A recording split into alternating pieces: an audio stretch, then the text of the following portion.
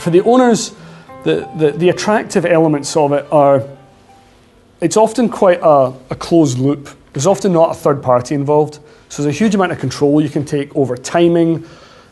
You split the transition of ownership from management often. So I'll address ownership, but I'm not getting pushed out the door the day after this happens. That really suits a lot of people. It addresses succession, which is often the pressing need that an owner, which triggers an owner thinking about this. For a lot of owners, there's a legacy question. They've spent their entire working life building something, and actually the idea of that getting absorbed into some other entity is something that actually, perhaps an entity they've been competing against for the last 20 years is not something that's particularly attractive to them. And they also often see a legacy for the geographical area they're based in, as a local employer, and the people who've helped build that business with them. And they want some cash, they want price, they want a fair price for their business. And almost all the transitions we work on are on open market values. So people realize a full price for the business.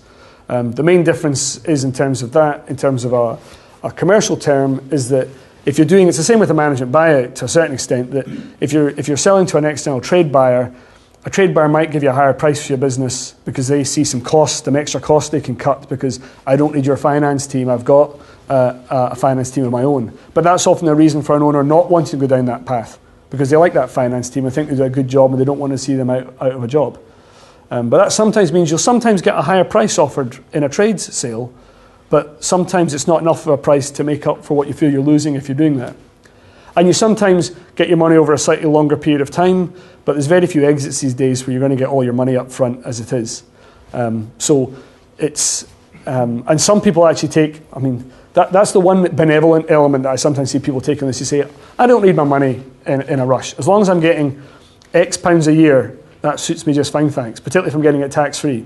But not everyone's like that. Some people, it's just get out as soon as possible.